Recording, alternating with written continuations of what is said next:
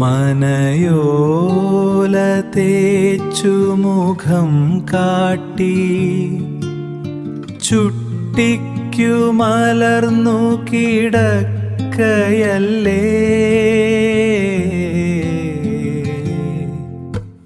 മലനാട്ടുമണ്ണ്.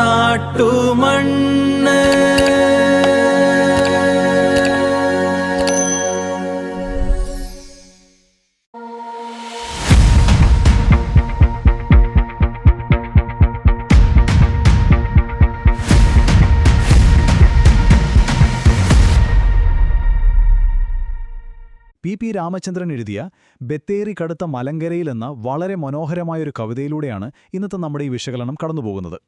ഒരു വശത്ത് പ്രകൃതിയും ഓർമ്മകളും, മറുവശത്ത് അതിവേഗം ഓടുന്ന നമ്മുടെ ആധുനിക ഡിജിറ്റൽ ജീവിതവും. ഇത് രണ്ടും തമ്മിലുള്ള ആ വലിയ അകലം എത്രത്തോളം ഉണ്ടെന്ന് ഈ വരികളിലൂടെ നമുക്കൊന്ന് പരിശോധിക്കാം. ഈ വരികളൊന്ന് കേട്ടുനോക്കൂ. ഞാറ്റടിപ്പച്ച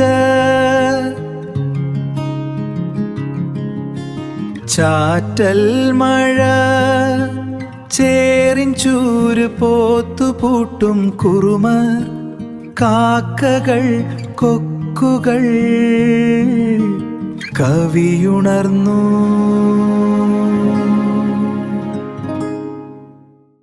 ഞാറ്റടി പച്ച, ചാറ്റൽ മഴ, ചേറിൻ ചൂര്, പോത്തുപൂട്ടും കുറുമർ. ശരിക്കും ആ വയനാടൻ കാറ്റ് നിങ്ങളുടെ മുഖത്ത് തഴുകിപ്പോകുന്നത് പോലെ തോന്നുന്നില്ലേ? കണ്ണിന് കുളിർമയേകുന്ന പച്ചപ്പ്, ആ ചെറിയ ചാറ്റൽ മഴയുടെ തണുപ്പ്, പുതുമഴ നിറഞ്ഞ മണ്ണിന്റെ ആ പ്രത്യേക മണം, പിന്നെ വയലിൽ പണിയെടുക്കുന്ന മനുഷ്യരും. ഈ വിവരണം കേൾക്കുമ്പോൾ തന്നെ നമ്മൾ ആ ശാന്തമായ പ്രകൃതിയോട് ചേർന്ന് നിൽക്കുന്ന ലോകത്തേക്ക് അങ്ങ് പോവുകയാണ്. മനയോല തേച്ചുമുഖം കാട്ടി ചുട്ടിക്കു മലർന്നു കിടക്കയല്ലേ മലനാട്ടുമണ്ണ്.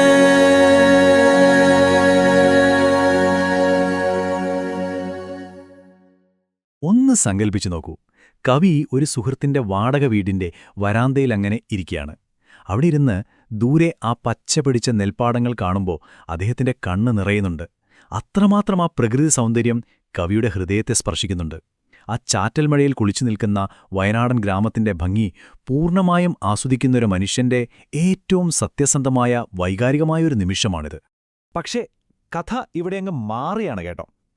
കവി തന്റെ കയ്യിലുണ്ടായിരുന്ന വിലപിടിപ്പുള്ള സ്വർണ്ണത്തൂലിക വിറ്റ് നേരെ ഒരു കിടിലൻ സ്മാർട്ട് ഫോൺ വാങ്ങുന്നു. എന്നിട്ട് എന്തു ചെയ്യുന്നു? ഈ പ്രകൃതി ഭംഗിയുടെ പടങ്ങൾ തുടരെ എടുക്കുന്നു. ഒട്ടും വൈകാതെ തന്നെ ഒറ്റഞ്ഞൊടിയിലത് ഇന്റർനെറ്റിലേക്ക് അപ്ലോഡ് ചെയ്യുകയും ചെയ്യുന്നു. ക്യാമറ തുടരെ ക്ലിക്കി പൊൻതൂലിക വിറ്റു കിടിലൻ ഫോണൊന്നു വാങ്ങിച്ചു ഞാൻ. ഞൊടിയിൽ പടം അപ്ലോഡ് ചെയ്തു. വന്നു കമന്റുകൾ തിരുതകൃതിയായി ചാറ്റൽ. ശരിക്കും പ്രകൃതിയെ നേരിട്ട് അനുഭവിച്ചറിയുന്നതിനു പകരം അതിനെ ഒരു ഡിജിറ്റൽ കണ്ടന്റായി മാത്രം മാറ്റുന്ന നമ്മുടെയൊക്കെ ഒരു യന്ത്രസമാനമായ തിടുക്കമുണ്ടല്ലോ, അതാണിവിടെ വളരെ കൃത്യമായി കവി കാണിച്ചിരുന്നത്. അങ്ങനെ ചിത്രം അപ്ലോഡ് ചെയ്തതും പിന്നെ പറയണോ, ഫോണിൽ കമന്റുകളുടെ ഒരു പെരുമഴ തന്നെയായി. പുറത്ത് പ്രകൃതിയിൽ പെയ്യുന്ന ആ ചെറിയ ചാറ്റൽ മഴയേക്കാൾ വലിയ സ്പീഡിലാണ് ഫോണിൽ നോട്ടിഫിക്കേഷനുകൾ വന്നു നിറയുന്നത്. ലൈക്കുകൾക്കും ഷെയറുകൾക്കും വേണ്ടി നമ്മൾ എങ്ങനെയൊക്കെയാണ് ജീവിക്കുന്നതെന്നതിൻ്റെ ഒരു നേർചിത്രമാണിത്. നമ്മളെല്ലാവരും ഒന്ന് ജീവിക്കുന്നത് മറ്റുള്ളവരുടെ ഡിജിറ്റൽ കയ്യടികൾ ആഗ്രഹിക്കുന്ന ഈയൊരു ലോകത്താണല്ലോ എന്ന വലിയൊരു സത്യം കൂടിയാണ് ഈ വരികൾ ഓർമ്മിപ്പിക്കുന്നത്. വയനാട് ഇല്ല പോയിട്ടില്ല പച്ചകൾ, തൂങ്ങിയിട്ടില്ല കർഷകർ, ഉണ്ട് ചിലതെങ്കിലും ബാക്കി ഈ ചിത്രം സാക്ഷി. വന്ന കമന്റുകൾ എന്തൊക്കെയാണെന്നല്ലേ? അടിപൊളി വയനാട്, ഭാഗ്യം പച്ചപ്പൊന്നും പോയിട്ടില്ലല്ലോ. കർഷകരാരും തൂങ്ങി മരിച്ചിട്ടില്ല, നാളേക്കൊരു തുണ്ട് പച്ചപ്പെങ്കിലും നമുക്ക് നിലനിർത്തണം. ഇങ്ങനെയൊക്കെയാണ് പ്രതികരണങ്ങൾ. പ്രത്യേകിച്ച് നാട്ടിൽ നിന്നും വിട്ടുനിൽക്കുന്ന പ്രവാസികളുടെ ഉള്ളിലെ ആ വലിയ നഷ്ടബോധവും ഗൃഹാതുരത്വവുമാണിതിൽ കാണാൻ കഴിയുന്നത്.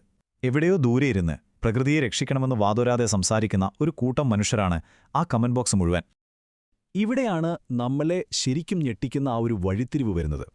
ഈ പറഞ്ഞ ഗൃഹാതുരത്വം പെട്ടെന്ന് തന്നെ ഒരു റിയൽ എസ്റ്റേറ്റ് കച്ചവടമായി മാറുകയാണ്. ആ സുന്ദരമായ പ്രകൃതിയെ ആസ്വദിക്കാനായി അവർ ചോദിക്കുന്നത്, ഈ പടമെടുക്കാനിരുന്ന വീടും സ്ഥലവും എത്ര സെന്റ് വരും, ഇതിനെന്ത് വില വരുമെന്നാണ്. പ്രകൃതിയുടെ മൂല്യം വെറും പണത്തിലും ഭൂമിയുടെ അളവിലും ഒതുങ്ങിപ്പോകുന്നൊരു ദാരുണമായ അവസ്ഥ. നമ്മളുടെ പ്രകൃതി സ്നേഹം പോലും അവസാനം ഇങ്ങനെയൊരു കച്ചവട ചോദ്യമായി ചുരുങ്ങിപ്പോകുന്നു എന്നത് എത്ര സങ്കടകരമാണ്. മാഷേ, നമുക്കെന്തെങ്കിലും ചെയ്യണം. നാളേക്ക് ഒരു തുണ്ടു പച്ചപ്പെങ്കിലും നിർത്തണം. ഈ പടമെടുക്കാനിരുന്ന വീടും കുടിയിരിപ്പും എത്ര സെന്റു വരും? നാട്ടിൽ വരുമ്പോളിങ്ങനെ നെൽപ്പാടം നോക്കി എല്ലാം മറന്ന് വരാന്തയിൽ ചാരിയിരിക്കണം. മാഷ് ചോദിക്കൂ, എത്ര കൊടുക്കണം? ഇതോടുകൂടി കവിതയുടെ ഫോക്കസ് വേറൊരു തലത്തിലേക്ക് കടക്കുകയാണ്. നമ്മൾ ഇതുവരെ കണ്ടിരുന്ന വയനാട്ടിലെ ആ കൊച്ചു വരാന്തയിൽ നിന്ന് ലോകം മുഴുവൻ പരന്നു കിടക്കുന്ന ഒരു വലിയ വിർച്വൽ സ്പേസിലേക്ക് നമ്മൾ മാറുന്നു. ഭൂമിയിലുള്ള ഒരു യഥാർത്ഥ ഇടത്തുനിന്നും അതിരുകളില്ലാത്ത ഡിജിറ്റൽ ലോകത്തേക്കുള്ള ഒരു വമ്പൻ മാറ്റം. അവിടെ മണ്ണിന്റെ ഗന്ധമില്ല, ആ മഴയുടെ തണുപ്പുമില്ല, വെറും സ്ക്രീനുകൾ മാത്രം. ആലോചിച്ചു നോക്കൂ, എന്തു വലിയൊരു വൈരുദ്ധ്യമാണിതെന്ന്. ഒരു വശത്ത് മണ്ണുമായി നേരിട്ട് ബന്ധമുള്ള ആ ശാന്തമായ നെൽപ്പാടവും വരാന്തയും, മറുവശത്തോ ജിദ്ദ, ഷാർജ, സിംഗപ്പൂർ, ന്യൂയോർക്ക് പോലെയുള്ള ആഗോള നഗരങ്ങളിലെ ഓട്ടപ്പാച്ചിലുകൾ. ഇപ്പോൾ ഞാൻ അനേകരാണ്, ഈ മലങ്കര 7 വൻകരയുമാണ്. ഈ വരാന്ത ജിദ്ദയിലോ ഷാർജയിലോ സിംഗപ്പൂരിലോ ന്യൂയോർക്കിലോ. ഇന്റർനെറ്റിലൂടെ നമ്മൾ ശരീരം ഒരിടത്തും മനസ്സ് മറ്റൊരിടത്തുമാണെന്ന് ജീവിക്കുന്നത്. ലോകത്തിന്റെ ഏത് കോണിലിരുന്നും ആ വയനാടൻ വരാന്തയിലേക്ക് അവർക്ക് ഡിജിറ്റലായി വരാൻ കഴിയുന്നുണ്ട്. പക്ഷേ യഥാർത്ഥത്തിൽ അവർക്കൊരിക്കലും ആ പ്രകൃതിയെ ഒന്ന് തൊട്ടറിയാൻ കഴിയുന്നില്ലല്ലോ. ഇപ്പോൾ ഞാൻ അനേകരാണ്, ഈ മലങ്കര 7 വൻകരയുമാണ്. എന്തു പവർഫുൾ വരികളാണല്ലേ അത്. മണ്ണുമായുള്ള നമ്മുടെ ആ വ്യക്തിപരമായ ബന്ധം നമുക്ക് നഷ്ടപ്പെട്ടിരിക്കുന്നു. നമ്മളിപ്പോൾ പലയിടങ്ങളിലായി ചിതറിക്കിടക്കുന്ന വെറും ഡിജിറ്റൽ രൂപങ്ങൾ മാത്രമായി മാറിയിരിക്കുകയാണ്.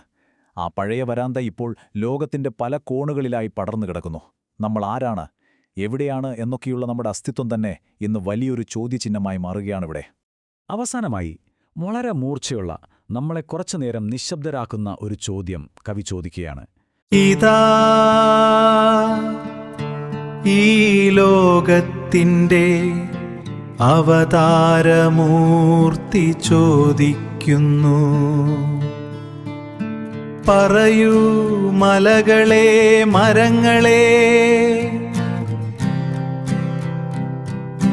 കുറുമരെ, കുറിച്ചരെ, നിങ്ങളാകെ എത്ര ജീവി?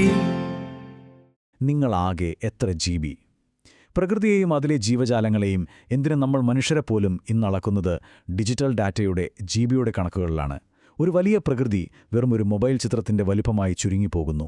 നമ്മൾ പ്രകൃതിയെ എങ്ങനെയാണ് കാണുന്നത് എന്നതിനെക്കുറിച്ച് നമ്മൾ ഓരോരുത്തരും സ്വയം ചോദിക്കേണ്ട ഒരു ചോദ്യമാണിത്.